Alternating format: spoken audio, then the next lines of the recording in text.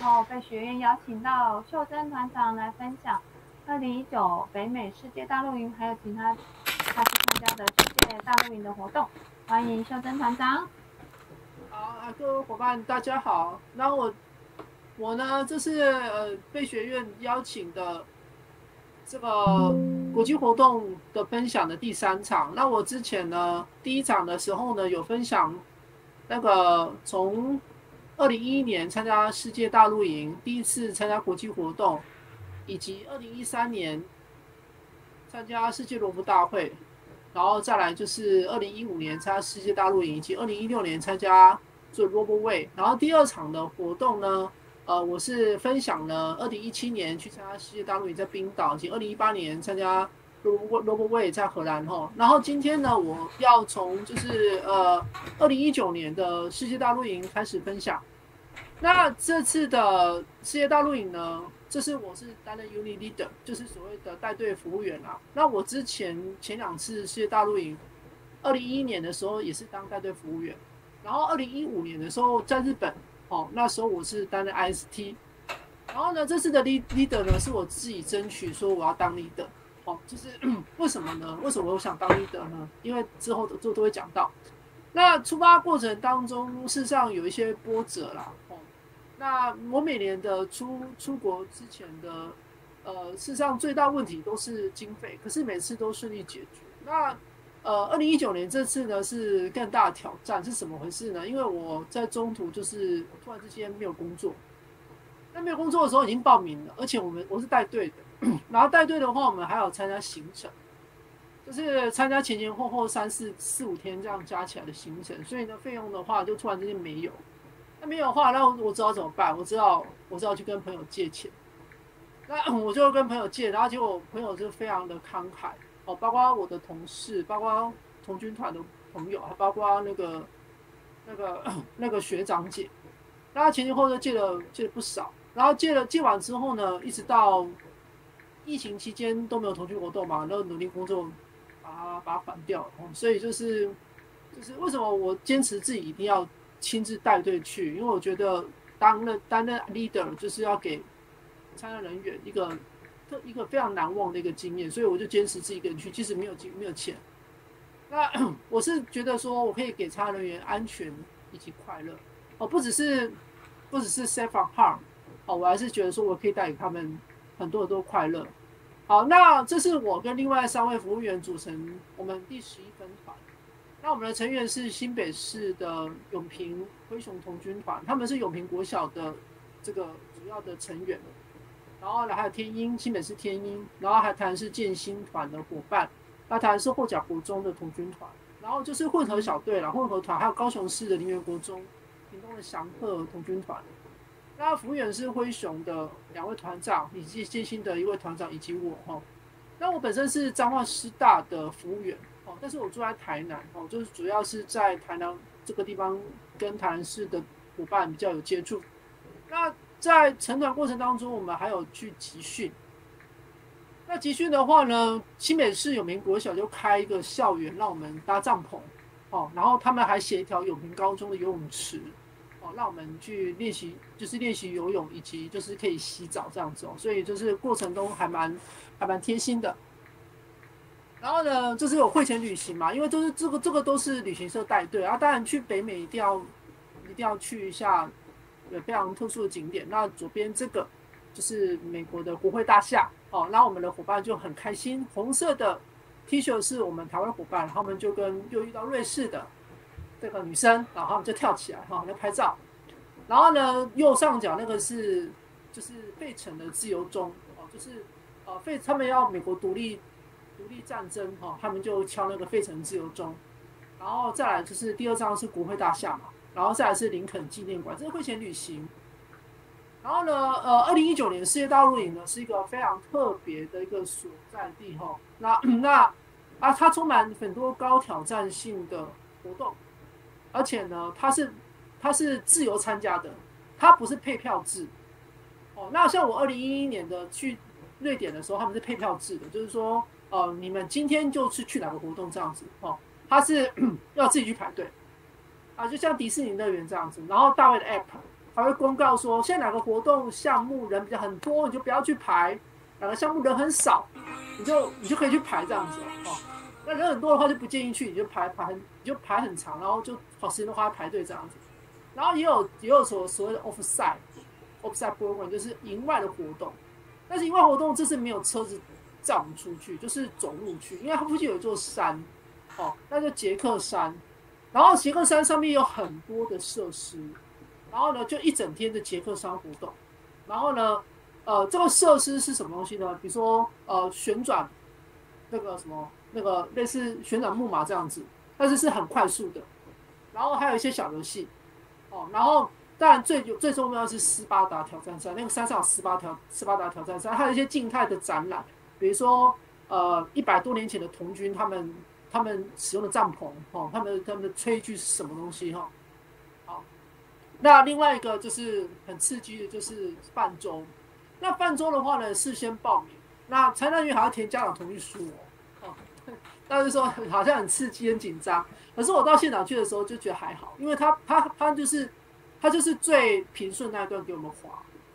哦，那当然如果去过那个秀姑峦溪泛舟的话，就觉得秀姑峦溪比较刺激哦。那整团报名之后呢，大会安排活动日期，那没有参加，有些伙伴就没有参加嘛。没有参加的话呢，那我们11分团就带去其他的场地活动这样，然后有参加就去泛舟。那整个世界大运营的场地呢，好，它叫 Summit， 好，Banter Reserve， 哦，它是一个迪士尼乐园，它就是在北那个什么东西呢？那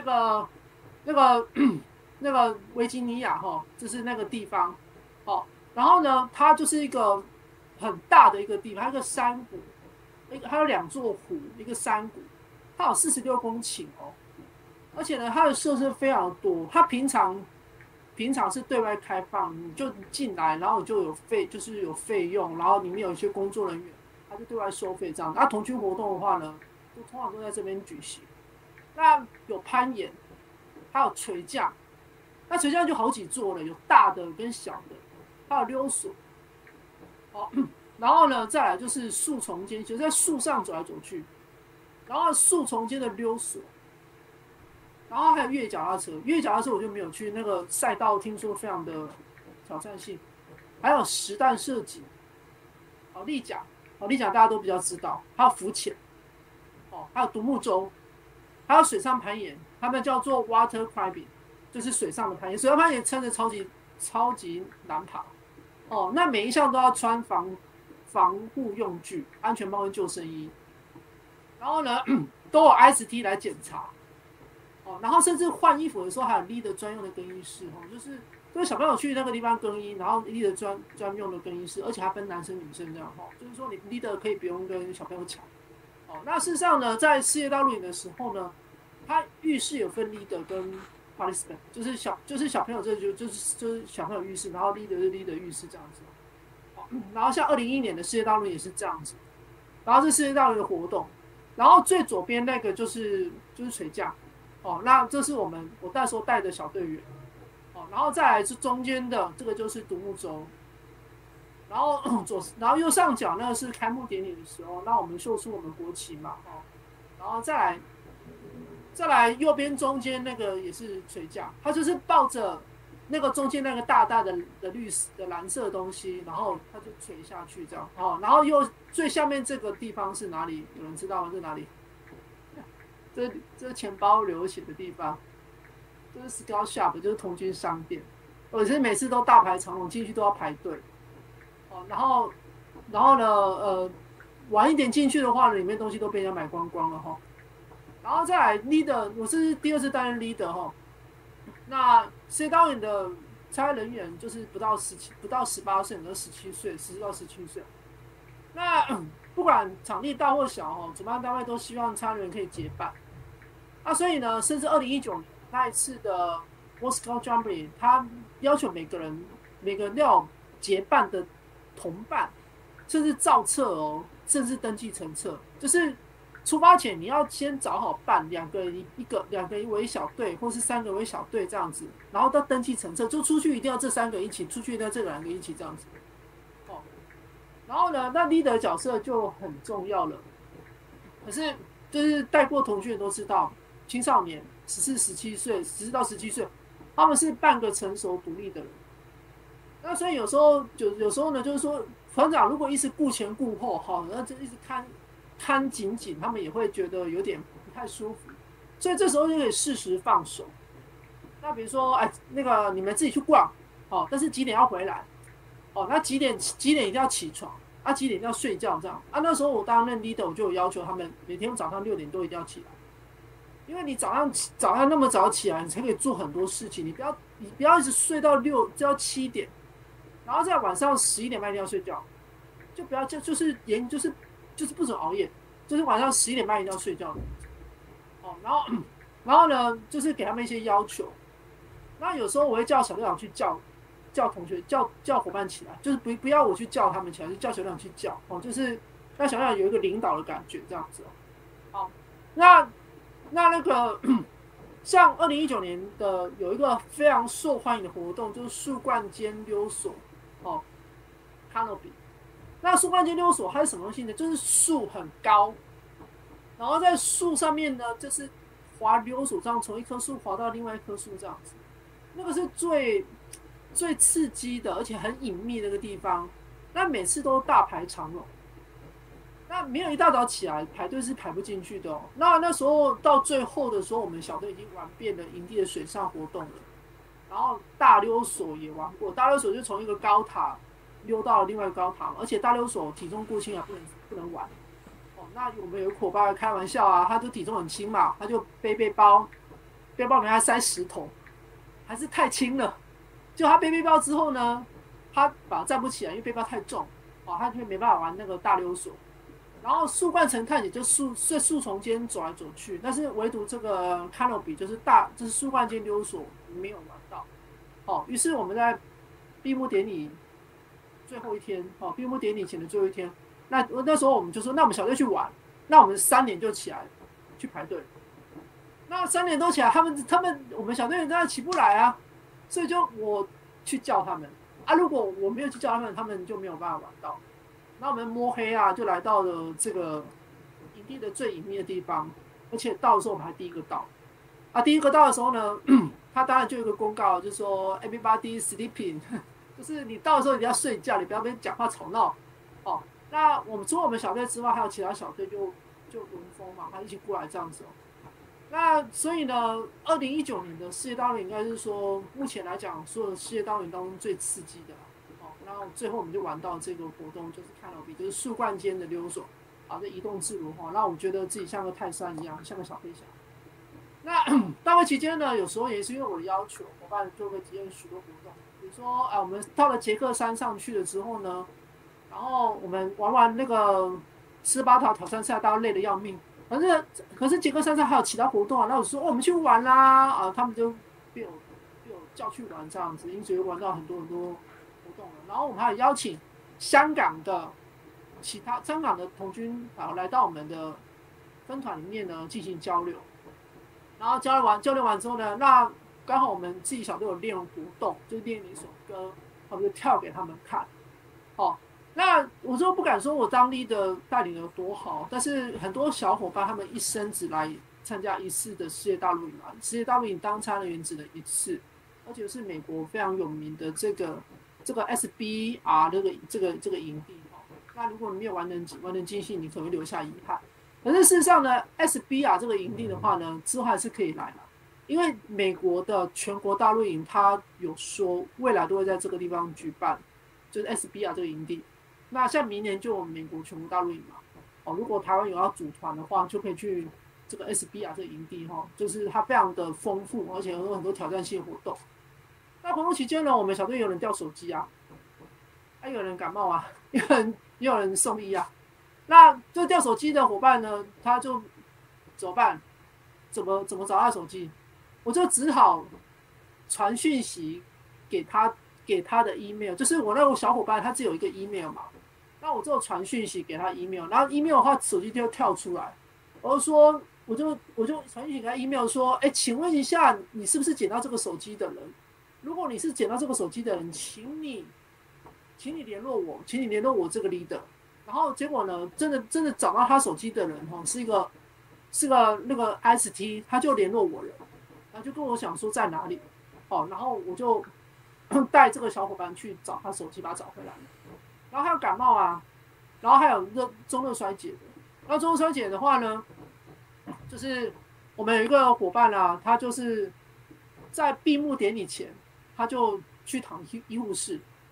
他躺医护室的时候呢，我想说他继续躺下去的话，可能他闭幕典礼就大概看不到了。那于是我就叫小队长把整队带过去，然后我去陪他，我去陪我们这个小伙伴，然后我在那旁边陪他，哦，然后他看到我来了，他感觉好像也比较有信心，他慢慢就好起来，然后再赶在闭幕典礼前，然后他就可以去参加活动。然后还有一个伙伴，他是闭幕典礼中间，他开始不舒服，然后我一样啊，就是带着他就往那个闭幕典礼的场地的最上方，就是医务室这样去。那去的时候也在那边陪他啊，然后我在那边陪他，他就慢慢就好起来了。所以如果我没有在那边陪他的话，大概就睡到10点多，就整个医务室都没了，然后就又把他带回去这样。哦，就是好像我在旁边，然后我们的小伙伴就会变得比较很快好这样哈。好，那这个是大陆营的活动哈。那左边就是捷克山上的那个叫什么斯巴达挑战赛啊，那个看起来呢，坡度呢，看起来没有很陡，事实上呢，它超难上去的。哦，然后这个伙伴呢，他还需要人推他。哦，那事实上我有下去玩啦，真的是很耗体力哈。还不止这个斯巴达挑战赛非常多样，还包括要推那个沙袋。那沙袋至少有50公斤哦，你要把它往前推，那根本就是力气都不够，没办法推。然后这张图片是什么呢？他们是玩那个拿这个球去推对方，这是捷克山上活动。哦，这是我带2个小朋友他们去玩，然后互相推对方，然后站在这个木桩当中嘛。啊，这个叫树冠层行走。树冠层行走就是可以在树丛间呢，这个平台当中的走到对方去，啊，都一定要戴安全帽，然后有那个保护的绳啊。那台湾也有啦，然后它有各种不同的挑战，像这个东西的话，就它的里面就只有一小根的木桩而已哈。这树冠层行走啊，这个就是所谓的树冠层溜索，就是从这一棵树移动到下一棵树这样子。然后就是树跟树之间的移动，它非常的刺激，就是最刺激的。然后这个就是水上攀岩。哦，那水上攀岩2023年也有。水上攀岩你要爬上这个气球，那我有下去体验，真的非常难爬。为什么呢？因为我们浮在水上，脚踩不到地。那事实上脚踩不到地，没办法把自己撑起来，所以这个除非小腿非常有力，要不然就是没办法爬上去。那我们伙伴几乎都没有爬上去，就只有一位田径队的他有爬上去，这是水上攀岩。那我们平常攀岩就是把脚踩在地上，把自己往上推，可是水上没有，因为你脚踩不到地哈。然后这2019世界大会的感想哦，那事实上我40岁才第一次去美国，那我对美国土地的非常广阔，然后纪念物的巨大，建筑物的高耸，那全世界大概只有法国可以跟它比美。那法国的那个埃菲尔铁塔，还有它的那个胜利之门，可以跟它比美哈。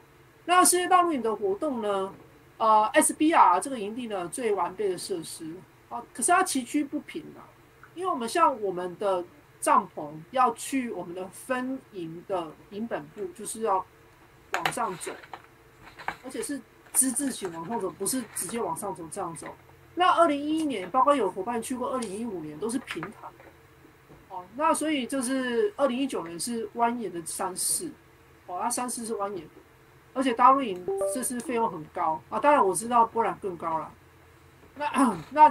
那 IST 不是参加人员跟 leader 都是1275年级，可是去的时候真的是看到美国童军的庞大的资源，庞大的后勤能力。什么意思呢？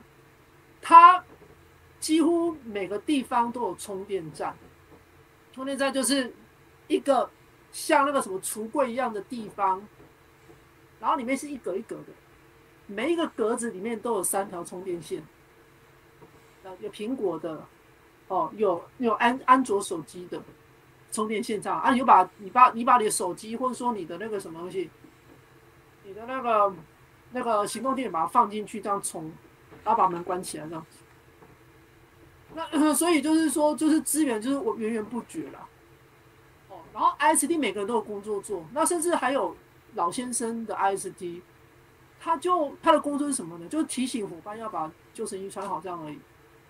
啊，这样也是一个工作啊，啊，他也是 IST 啊，哦，所以 IST 就是不用害怕说去那边没工作是英文能力不好，没有人，还有人就是老先生很老，他就去那个地方，他就是做一个提醒的工作，他也是 IST 工作这样子。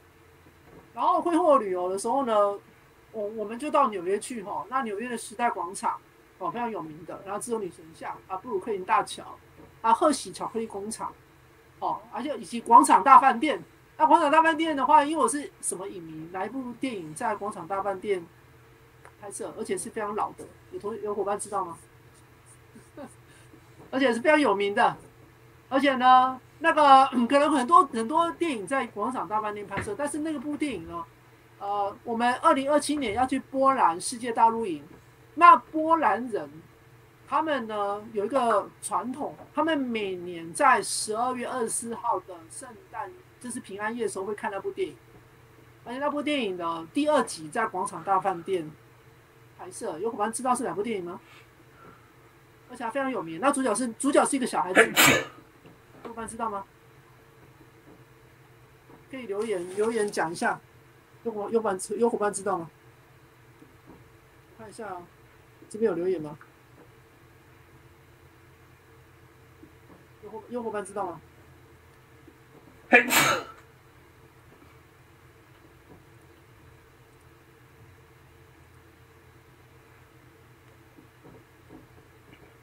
有伙伴知道吗？好，那我数到5，如果没有伙伴知道的话，我就自己讲答案。好，1、2、3、4、5。好，没有伙伴知道，那我公布答案。那个叫做《小鬼当家2》。小鬼当家2，有伙伴知道这部电影吗？小鬼当家2就是《Home Alone》，那英文的称号叫《Home Alone》。哦，他在广场大饭店里面拍摄。然后这是广场大饭店，然后这布鲁克林大桥，然后这个是那个啦，自由女神啊，可是它切到了，可是我们要坐船去自由女神像的地方。然后这个是帝国大厦的拍照片的地方，就是想象你在帝国大厦。Hello， 啊？什么？那个 Home Alone 2好像和 Trump 一起拍的。什么？你说什么？那个 Home Alone 2好像 Trump 有出现在那个哦，对啊，那个 movie 里面，川普有在里面。Trump 在里面出现过几秒钟啦，跟那个主角擦身而过，对啊。对，跟那个 Karen 有那个碰到，然后问一下川普，哪个地方？然后这个是帝国大厦的，他想象你在帝国大厦顶端啦，哦，那拍摄照片，当然这个是合成而已。然后这个是贺喜巧克力工厂。就是美国的一个很有名的巧克力工厂，没有卖到台湾哦。好，然后再来，到了就是中间疫情嘛，然后有几次的一些世界性活动就取消掉了，像2021年原本要办世界罗浮大会在爱尔兰，那也取消掉了。2020年本来要办那个在波兰办那个欧洲大陆也取消掉了，然后后来就到2023年的世界大陆营哈，很多伙伴有去。2023年的话呢，当然他没有取消哦，所以很多人都对他很期待哦，而且呢又是 K-pop 圣地哦，所以大家对韩国都很期待哈。那我国呢派出了史上最多人的代表团，1613人，我问过秘书长哦，1613人哈，因为这个大会有室友讲说他说1613，我本来以为是30，他是13哦，是1613人。那我们 IST 呢300多个人，那我们的总规模呢比2015年的1234人还要多哦。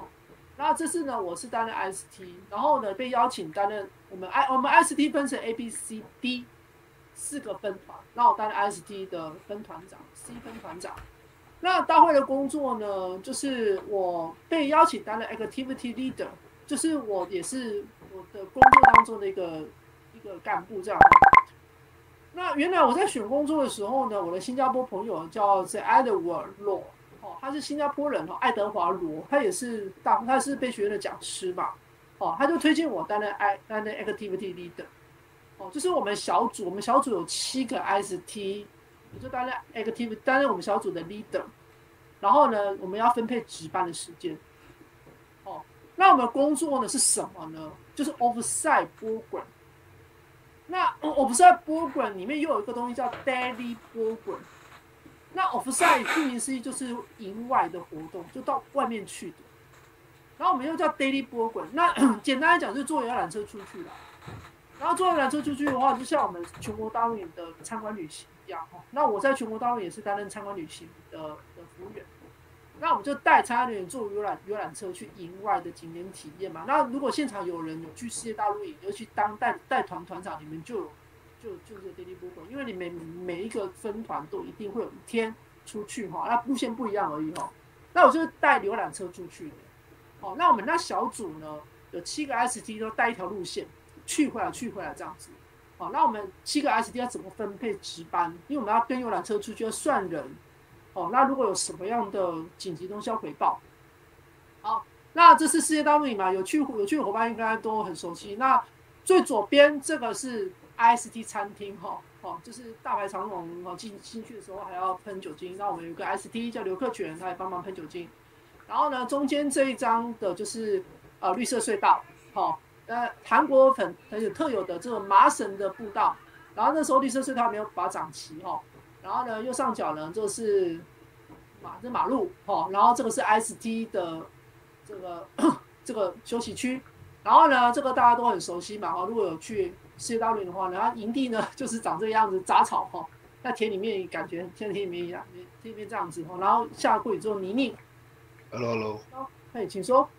可惜啊，那个杂草乱生在地上，那个绿色步道的就生到不美了。如果生到好的话，其实是很不错的。还有它里面有洒水的装置，所以是比较用来做那个太阳太晒，他们是可以这么躲避那个太阳的。只是它运气不好了，很可惜啦。对啊，设计很好啦。对啊，那个什么，它的那个绿色步道也没有长得很茂盛，然后当然有些洒水的设施那个草。你们有没有注意到每一个绿色步道，它们都有不同的果实的成长？你们大概有没有发现到很多不同的果实，不同的一些苦瓜啦，还有一些什么青牛花之类的？你们有没有你们有没有留意到不同的果实有在长在那边？这个我就没有注意到了呢，真是太可惜，没有去多看看。然后右下角这个就是主集合场嘛，这开幕典礼的时候，原本的闭幕在这边嘛，然后后来就撤营了。好，那再来就是我接下来我讲一下我的工作。那我的工作的话呢，我在选择工作的时候，我之前都是担任餐厅嘛，然后这次我就担任博物馆。我以为是节目设计，后来就是 offsite， 我以为是营地之外走路就会到。然后来到现场的时候，发现世界大陆营就是2023世界大陆营呢，就是营地非常大出去都要坐车2015年那次的那个这个出去外面的话，走路就可以到了，因为2015年蛮小的而且所谓的 daily program 就是一整天的营外参访，类似参观旅行，而且大会的参观旅行的路线非常的多，很丰富。我们还是第18号路线那距离很遥远。要1.5个小时所以我们早上8点就要出发了。那 Daily Program 营本部呢，在7月31号的时候，先到我们说 Activity Leader 去实地 run 一遍，就是 run 一遍我们的流程。那当然 Daily Program 是大会重头戏那本国我们自己的国家 IST 有很多人是就是Daily Program 里面的工作人员。那我是 Activity Leader 我事实上不一定要每天都要出去，但是有些 IST也想休假就是 ICT 人不够的时候，我就下去这样，所以我几乎天天都出去。然后所以从8月2号开始，2、3、4、5，还有8月7号，8月8号是撤营嘛，总共我去了5次，所以这是我的世界大陆营的全部经验。那当然有很多有趣的事情。然后这是我的 daily program 的活动哦，这是当地的接待的童军哦，当地的就是来在当地呢，他很多人不是童军的，就是请大学生来帮忙这样。然后呢，就是我的那个路线呢有骑马、划水，哦，当然有遇到我的朋友，然后还有警车开道。我们去2个地方，就是国家森林公园一起去马场骑马哈，上午去国家森林公园，然后下午去骑马。然后当然说这个外围的这也有骑马的活动，不错啦。外围这个也有骑马的活动。你说什么东西？你这个 daily program、daily activity 的这个在 offsite 的也有 include 这个骑马的活动，真的不错。因为 onsite 的骑马活动就是那个天气太热，马不听话，所以就取消了，就是很可惜啦。你是 onsite 的对不对？onsite 的嘛，对不对？对，可惜。好，然后再来呢，就是撤离的嘛。然后卡努台风来袭哦，那大会8月8号全撤哦。那韩国征调900多辆游览车，那台湾伙伴全部在首尔去。那我们 IST 跟 CMT 哦，全部都去世宗大学，300多人都去世宗大学。那世宗大学派了动画系的教职员来接待我们，那动画系就有餐厅了。那除了8月10号台风来袭没有活动之外，8月9号、8月11号白天都派车载我们出去附近景点。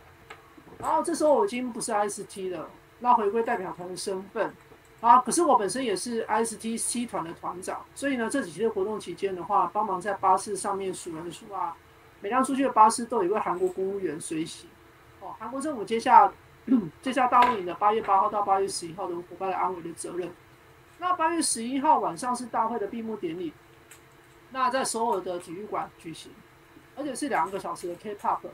那我们在世宗大学的伙伴呢，全部是坐捷运去的，我们就分成好几个小队，那每个小队都有一个台湾人当组长，2个韩国公务员随行，那我们就是行军，哦，穿制服然后行军这样子，然后遇到闸门就是自动打开，那我们过去这样。然后上车下车，然后回程再这样子回去。我们不是坐游览车，我们是坐，因为我们很近嘛，在世宗大学距离那个很近，然后就这样，就是这个很难得的体验。那我们回来的时候要回去世宗大学的时候，沿路的那个韩国民众都对我们拍手，因为他觉得我们很辛苦哦。好，那这是撤离在世宗大学。哦，那最左边这个就是K-pop 演唱会的会场，然后再来。这张图片呢，是他带我们去附近一个儿童公园玩。那儿童公园里面有一些设施。然后呢，这张图片是我跟一个瑞典朋友合照。哦，瑞典朋友是一个我每次活动都遇到他，所以我觉得很特别，就跟他合照。然后呢，右上角呢，这是其中有一个晚上，我们在世宗大学的时候，其中一个晚上，警察来接待我们。哦，这韩国警察，然后他就办一个活动，哦，然后呢拍照，然后给我们一些宣传品哦。然后这张图片就是游览车撤离的情况，哦。然后世界大陆2023年世界大陆感想哦，那我第8次参加国际活动哦，第1次在 ST 当中担任干部啊，归功于长期参加童军的认识的人哦。那当然2024年 Robo 也是这个样子。那我第1次直接面对国内跟国外 IST， 国内 IST 担任团长，国外 IST 当中担任小组长。2023年有许多状况，我们所有人都面对到了挑战，感受到了准备，以及成为一个随时解决挑战的童军的重要性。那觉得不管是哪一个阶段的童军，出国前呢，事实上都至少要2次以上的训练，而且要至少参加过1次的大型的露营，就国内的全国大陆营至少要参加过1次。那会后旅游，我自己呢本身呢有跟其他旅伴去了济州岛游玩，然后回到首尔之后也爬了清溪山哈。那下雨的时候只有我一个人上山，这是会后旅游。然后这个左边的这个是首尔的一个小凹亭洞里面一条道路，然后上面很多的 K-pop 的明星，一个熊熊，然后上面有 K-pop 的明星的名字这样。然后呢，这张图片就是济州岛的一个山，后面是山，我们爬上去。然后这张图片是济州岛的一个瀑布，它是流到海里面去的，瀑布是流到海里面去的。然后这张图片是我的 IST 的朋友，这2个是 IST 朋友。我们最后一天，我们执行结束之后，我们拍照。然后这是首尔的清溪山的一个景点，它是什么样的景点？它是 H 是什么？就是直升机降落嘛，这样的地方哦。哦，然后呢，再来就是2024年欧洲区罗布大会，这是我去年的地方。秀珍团长，跟其他团长抱歉一下，那个等一下这个会议室会关掉，然后请大家去另外一个会议室好吗？好，我看一下哈。在留言区，抱对，歉。我现在直接过去了，因为那个，好，我们现在直接过去好吗？谢对，谢，感谢大2024家。年我就直接过去了，我就直接好，过去了。感谢。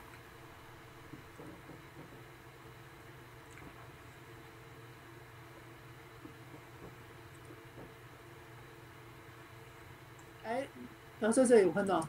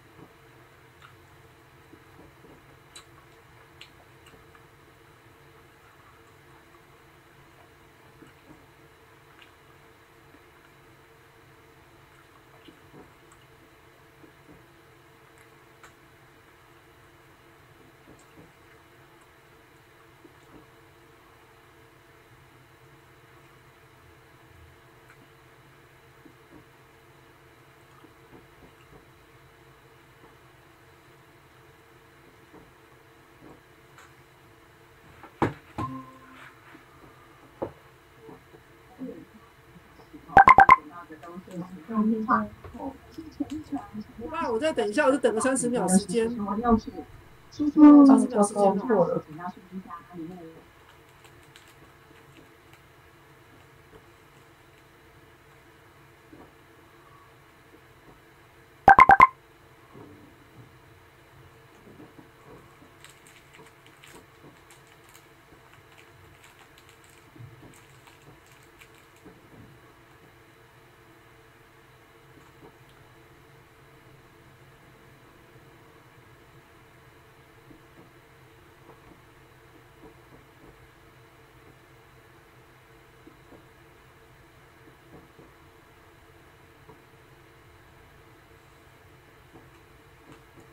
好，那伙伴，那我就继续开始。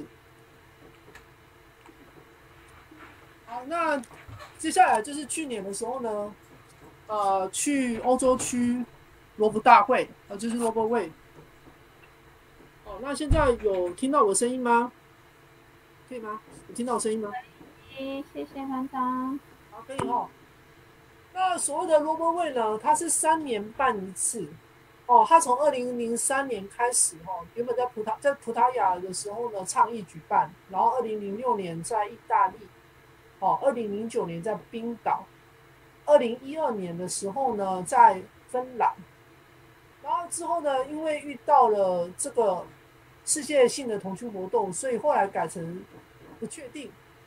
然后呢，所以呢，2018年在荷兰的罗伯会结束的时候呢，欧洲同居就宣布6年之后才举办，因为中间遇到世界大陆营嘛，然后这段时间呢又经过疫情，世界罗伯大会停办，就2021年的爱尔兰那一次停办，那2021年呢就宣布下一届罗伯会在挪威，就2024年的挪威，哇，我就想说我要去，因为我已经去过2次罗伯会，就是欧洲区罗伯大会，我就开始筹措要前往这个多小安之国的一个地方的准备哈。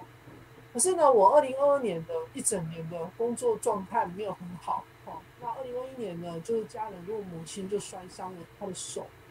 2022年的时候呢，结束了复兴国中的代课，我就没有得到一份完整的代课工作，因此我就去国小代课，然后也带课后班，也接那个日薪的代导的工作。那2023年的2月考上了代理老师，那那我就有钱可以去韩国的世界大陆营。那在韩国还没有回来之前呢，我原本的代理学校就说，你是因为童军身份而请公假去韩国的，那你对童军很熟悉，来教童军。所以呢，去挪威之前，我就台湾呢，我就得到了20节的一个礼拜20节的代课工作。然后因为我本身教国文嘛，就很多的家教，就是有中学生要来请我做家教老师。那我就每个礼拜呢，就是要求自己要出5000块，然后一个学期20个礼拜，2个学期40个礼拜，这样就存了20万。然后当然之后还有政府的退税嘛，邮局寿险分。然后呢，后来我就带了28万，去了挪威38天。那我们的飞机我们工具有飞机、火车、渡轮、巴士、轻轨。那渡轮是他们常使用的交通工具，飞机也是。那多巴威的一样做 ST 那我们这个是叫 Outdoor Skills， 就是户外的技能啦，童军技能啦。那我这次一样担任 ST， 我们代表团有18位成员，也是历年来 ST 最多的。不是历年来参人员最多的。那 ST 呢5位，那我这次也是选波轨。那我被分派到 Outdoor Skill， 可是非常的奇妙的，我的部门主管就是我瑞典好朋友安米尔。安米尔是谁呢？给伙伴看一下，安米尔就是他，这位安米尔。安米尔我已经跟他好几次活动见面了，可是我们没有很熟。然后呢，我在2023年的时候遇到他的时候，我是 ST， 他是 CMT， 他是瑞典的 CMT。然后在下次遇到的时候，就是在 Global Way， 而且他变我主管。然后呢，就是因为他把我拉入他的团队。那我在 Global Way 报道的第一天，我的另外一个朋友叫克莱尔，是英国人，他就跟我说：“Emil， 他要你进他的团队。”然后，所以我就觉得说，我已经参加童军活动，国外童军活动这么多次了，我是不是已经有一个朋友圈？我之前在担任罗福考印的工作人员的时候呢，就是有个朋友圈。他想说，我未来是不是可以在国外有一个朋友圈这样子？Outdoor Skill 的地点是一个宽阔的大草原，有9个关卡，每个关卡要2个 IST 来当关主。它是个冒险故事就是参加人员来到我们这个地方这个地方是个荒岛啊，那你要解决一个关卡啊，就得到一个线索，就会解手册上的谜题等等。那线索比如说你要把英文字母拼起来啊，那英文字母是有空位的，那你要跳几个英文字母才会得到你的线索这样子。那比如说呢，这个里面有一张图，那哪个地方才是我们的关键点？你要把它找出来这样子。那在事件当中呢，我就布2个关卡，做悬空晒衣架，他是说你来到我们荒岛，你下大雨，你没有干净的衣服可以换，那当然有器材可以做悬空晒衣架，你可以把衣服挂起来，以及呢，你想喝水，但是你没有干净的水。但是你有一个干净的保特瓶，那你要如何做净水器等等那事实上活动都蛮简单的啦，就是让小朋友去做。那关卡都没有很难重点在解决的过程那欧洲青少年事实上非常和善，因为它是欧洲区的活动，他就来的是欧洲人，他只有来80几个，他只有来60几个国家而已。可是这个德国人就来200个。瑞典来200个这样，就看到一堆德国小孩，一堆荷兰小孩这样子那荷兰、英国同学就比较顽皮，意大利伙伴就是一边做一边就睡觉。而且伙伴呢，他们拿到那个解谜的线索的时候，就会在那边弄很久。就喜欢解谜，而不是闯关。我每次说，你们可以去下一关了啊。他们就在那边解谜然后就时间就花掉了那常常一关待很久那其实闯关很多也没有奖品，只是想要来挑战看因为如果没有来这一关，他们其他地方玩过，他们也没有地方可以去。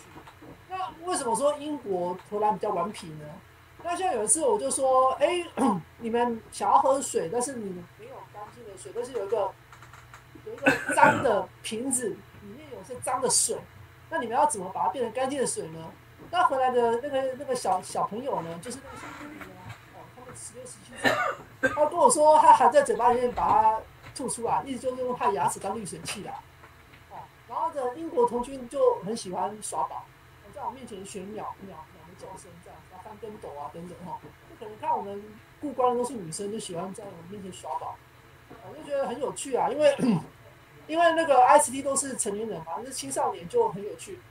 好，再来就是我们会前旅游，我们呢先在奥斯陆着陆嘛，然后飞到那个挪威的最北端。然后最北端去看那个午夜太阳，午夜太阳在这边，午夜太阳这太阳没有下山，然后午夜太阳的景点，然后在阿尔塔，阿尔塔就是北极圈，然后去参观一个博物馆，阿尔塔当地原住民。当然这个是奥斯陆的最有名的那个雕塑公园嘛，雕塑公园，如果有去奥斯陆的话，应该都会去这个雕塑公园，它是免费参观的。然后呢，再来就是我们的活动内容，这是奥地利的童军，他们也非常的和善，而且他们奥地利2个小队一起来，他们就要争谁是第1名这样子。然后就做滤水器啦，滤水器就是把2个保特瓶接起来，然后这就是 Emil， 瑞典的 Emil， 他现在这次变成我的主管，我这次跟他见面，然后呢，这是我们去。我们的活动地点叫斯塔万格附近的一个景点，就带我们 ICT 去。那当然这个就是圣坛岩，挪威非常著名的一个地标。然后这是英国的朋友，他叫 Claire，Claire 就跟我说，Emil， 他把你拉进你的团队里面呢。那今天我带的领巾就是我们罗伯威的领巾，那我穿的 T 恤是2019世界大陆营的 T 恤，然后这个叫做悬空晒衣架，悬空晒衣架他们就做出来拍照。然后呢，事实上呢，这个东西叫做什么东西呢？叫做先锋工程嘛，我们童军的就是什么营地建设先锋工程嘛，要打方回解的，然后结果呢，一大堆叫他们打方回解，他们都打不太出来，因为方回解这个东西就是怎样，要多练习，结果叫那些童军打，他们有时候就打不太出来，平常没有练习那英文叫做 pioneering 嘛，这是先锋工程。那我们在罗伯威的结束的时候呢，又一个活动叫 Overway， 什么意思呢？那这场欧洲最大的青少年童军活动在8月2号就结束了。但是呢，大会呢在事前有发信询问 ICT 是不是可以留下来协助恢复营地。因此，我跟另外一个 ICT 叫张云英呢，就决定留下1周。他说可不可以留下1周这样子？那营地是在社区中间，有许多绿地是跟当地人承租。那作为原本部的这个学校也要恢复原状，所以需要许多人力帮忙清理。一开始留下来的 ICT 很多人，可是随着时间的流逝，大家一个一个离开。到8月早上我们要走的时候，国际 ICT 只剩3位，就我跟语音跟一个冰岛人。其实留下来的这个礼拜是我人生当中蛮难的。挪威童军还是很尽力照顾我们有的吃，有的洗澡。英本部的学校叫 Lund School， 也有浴室跟餐厅，这种 WiFi。然后有几个晚上呢，还有披萨 party， 就做披萨的，然后甚至去买汉堡请我们吃。挪威童军还带我们去当地人常去的马坡公园。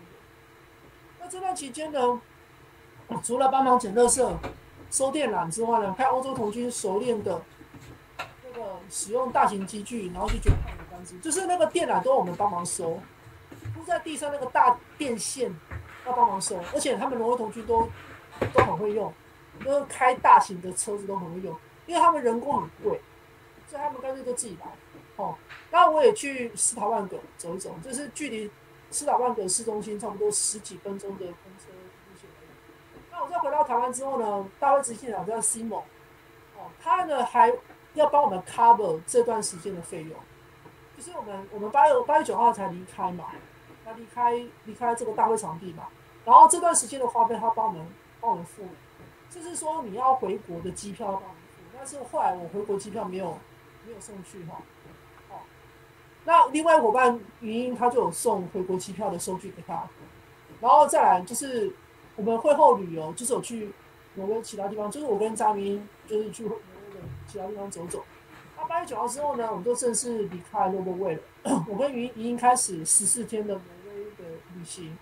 我们从斯塔万格机场搭飞机到特罗姆瑟，就是北极圈的一个小城市，再搭长途巴士进罗弗敦群岛。罗弗敦群岛就是挪威的北极圈的一个岛屿，它是一连串的列岛，它是很有名的一个旅游胜地。然后之后在群岛最西端叫奥镇，我们在那边待了4天，然后搭船去博多，然后博多呢就是大城市了，就是挪威的本岛，就本土，再搭夜车，就火车、飞机都做到了，就特隆赫姆，那沿路旅游下来，我中间还去翁达尔斯内斯爬山跟搭缆车，就爬山上去，然后再搭缆车下来这样。我去莫尔德，大西洋之路，大西洋之路就是什么？就是挪威的西部一个观光的一个公路，就是生态非常丰富。它整条路是搭建在那个小岛跟礁岩上面的。那去奥勒松，奥勒松呢是曾经失火，然后后来德意志皇帝威廉2世自筑重建，所以上面有很多的德式的风情的建筑。那我们又去从奥勒松搭飞机。那我在奥勒松的时候就觉得说，机场在哪里？机场在哪里？机场在海的另外一边。因为机场在另外一个小岛上。那我本来以为说，那我们怎么过去搭船嘛？没有人，海底隧道。所以因为挪威很多的峡湾，所以挪威人他们在交通方面的话呢，你汽车有时候是搭船，就搭渡轮嘛，有时候是海底隧道。那个，它有一个全世界最长的海底隧道，它有20几公里的海底隧道。那这个海底隧道还没有盖之前，挪威人很辛苦，你要到另外一个小岛上面去，就只能搭渡，那渡轮要排队。然后呢，还有去很有名的挪威缩影。那我们去一个地方叫做弗洛姆，弗洛姆的话呢，没有地方可以住，就露营的方式。后来我们就回奥斯陆。奥斯陆搭火车，就是从那个弗洛姆搭火车回奥斯陆。那所以这趟旅程，我们从斯塔万格出发，先搭飞机到最北端，然后去走罗弗敦群岛，然后又搭船，回到了挪威的本土，然后呢又搭火车，当然有搭巴士，然后也有搭地铁，不是搭地铁，搭轻轨。那这趟旅程呢是饱览峡湾风光。那我觉得我只是一个代课老师而已，我不是正式老师，也不是代理老师，我是代课老师而已。我这次能成型，我真的是非常感激。就是尤其挪威物价也不算低，它是物价都乘以3啦。就是说，比如说我看到一个汉堡，差不多90块吧，90块挪威克朗，乘以3呢，90块已经很便宜了90块已经很便宜了。我后来只要看到那个什么，那个只要100块挪威克朗的，我都说就是算便宜的，100块挪威克朗算便宜。好，然后再来就是我们的照片然后呢，最左边这张照片呢这是我的老朋友他是之前在活动当中认识的挪威人，他住在斯塔万格，所以我就抽空去斯塔万格找他，然后就跟他见个面，看个照片。然后呢，中间这张照片呢，这个是瑞典的，他是我这次活动认识的，我的同事。然后再来就是我们那个 Overway， 我们这个留下来的 ISD 就无聊嘛，就玩游戏啊。玩游戏是什么东西呢？这个是一个长板凳嘛，然后你可不可以不要靠近，不要碰到那地面，然后滚一圈这样。当然这个腰力要很好，滚一圈这样子。然后这是斯塔万格的景点。再来最后只剩下3个帐篷而已，就是我跟云英还有那个冰岛人3个帐篷，其他人还是都跑光光了，就我跟就3顶帐篷而已了。我们就留到最后啊。然后活动挪威会后旅游，然后这个是翁达尔斯内斯爬山，爬上去，然后再坐缆车下来。我在挪威爬了3座山，一座是就是那个圣涵野嘛，那一座是这里，那一座是罗弗敦的另外一座山。然后这特隆赫姆的一个碉堡，当然跟大炮合照。这张照片呢是特罗姆瑟北极圈里面那个小城市里面的麦当劳，它是全世界最北方的麦当劳，叫特隆姆瑟，特隆姆瑟麦当劳。然后搭飞机嘛，然后这个是罗浮敦的景点，罗浮敦就是很多的山，然后很多的峡湾，它都是一连串的小岛这样子。然后再来是这个回到奥斯陆呢，参观了奥斯陆市政厅，当然是诺贝尔和平奖颁奖典礼再来呢，这是我们中途在那个佛罗姆的买一个行程，那行程就是看，就是摆一个行程的时候，回程的时候呢，它经过山上，然后有山上有积雪，然后这是积雪，然后就是积雪跟积雪合照，然后这个是挪威的王宫挪威王宫的卫兵，我觉得挪威的卫兵是很有特色的服装，因为他们的那个装饰是在旁边的。然后这渡轮，这挪威的渡轮，它是上面车子可以进去的。那请问一下，这个是哪个城市？有伙伴知道吗？中间这是哪个城市？有伙伴知道吗？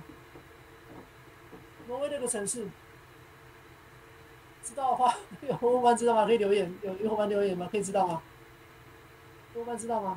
挪威的一个非常有名的一个城市，而且呢，它是怎样呢？它曾经是挪威的首都，现在挪威的首都是奥斯陆嘛？那有伙伴知道这是哪个城市吗？它后面有那个，它作为它之前的仓库的很有特色的房子，有伙伴知道吗？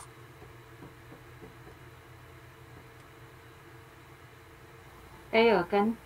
对，很聪明，贝尔根没错。好，那伙伴我的分享就到这边结束了。好，谢谢秀珍团长的分享。那我们现在要来合影，然后如果等一下有想要问秀珍团长问题的，我们再留下来。那请伙伴开你的相机吧。各位伙伴可以开你的荧幕。谢谢秀珍团长的分享。好，我先截图咯，我要截图咯，有要开的伙伴请开相机。好，我截。好，谢谢各位伙伴。谢谢观赏贝学院讲座，喜欢请按赞、订阅、分享，请给我们鼓励及支持。